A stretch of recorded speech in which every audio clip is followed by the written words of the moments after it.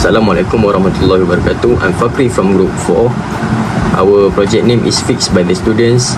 Together with me are Brother IRFAN from Documentation and Reporting, Brother AMRU, Materials and Logistic Coordinator, Brother Adam, who is Technical Leader. We have a lot of friends who are living in Mahala Zubair, and even our team member also, which is Brother Adam, stay there. They face problems which is the Mahala Zubair's toilet have a problem, like the doors cannot be closed, the hanging racks are broken, and the doors and one of two of the doors are ripped off. So we make this project with a purpose, which is to fix the toilet so that the residents can live there peacefully. As an engineers, it is our job to ensure the maslahah of the resident is taken care of. Thank you. Assalamualaikum and good day everyone. My name is AMRU and I will explain the objective and early activities of our project fixed by the student conducted at Mahala Zubair Al-Awam. First, the main objective of this project was to improve Mahala facilities through student-led repair work. Specifically, we aim to identify and repair minor maintenance issues, especially in toilets and shed facility. This project also gave us hands-on experience in solving real technical problems, promoted responsibility among students, strengthened our collaboration with RSD, and helped improve the comfort and safety of Mahala residents. For the timeline of our project, we started on 8 of March 2026 when we identified the problems and decided the project direction. On 12 March, we submitted the draft proposal, and from 12 to 29 March, we had group discussion to identify specific problems in the Mahala. Then, on 29 March, the final project proposal was submitted. After that, we conducted our first proper site visit on 5th of April.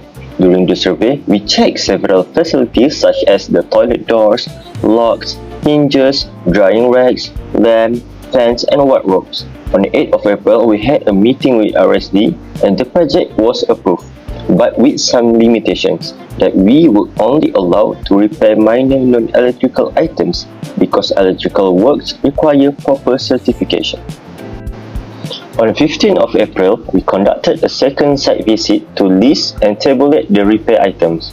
These are the repair items that we have tabulated based on our observation. So based on our survey, we identified 34 toilets related issues and 5 drying rack issues. From 15 to 30 April, we prepared the tools, bought materials and learned the proper repair methods. For materials and equipment, we used an automatic screwdriver, screwdrivers, pliers, hammers, screws, door hinges and door locks.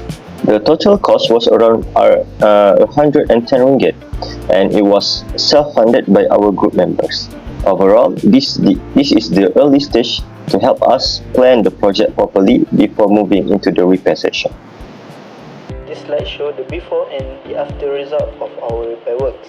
As you can see, the toilet door was damaged and had a faulty lock, so that we replaced the necessary part and restored its functionality.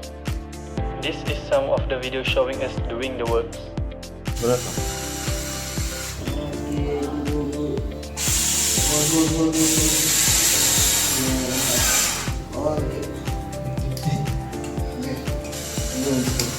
Also, there is some minor change from the original plan as we take out electrical component from our plan due to the safety issue after discussing with the RSD.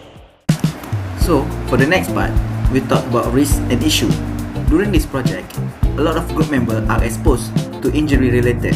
Therefore, we do this project in a pair so that one of them can correct and ensure safety of the other group member. And during this project, a loud sound can be heard. Therefore, this project is done during the day. And lastly, electrical shock.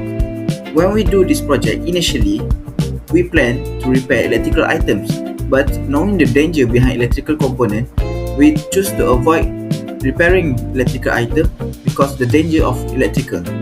Next, the feedback from the students said that privacy in bedroom and toilet are improved as the door lock has been repaired.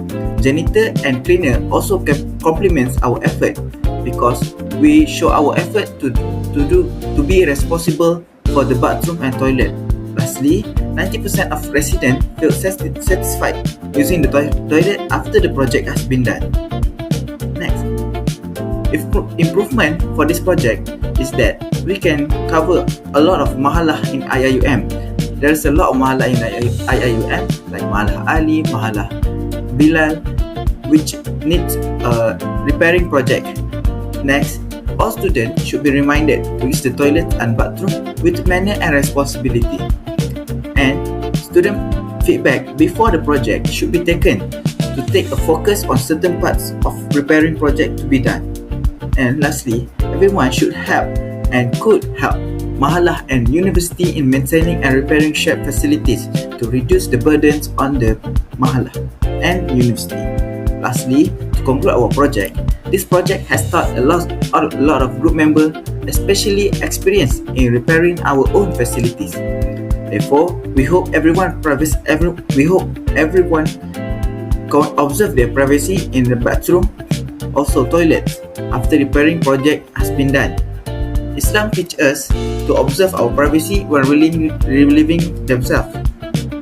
Narrated by Mughirah bin Syu'bah, when the Prophet, peace be upon him, went outside to relieve himself, he went to a far off place.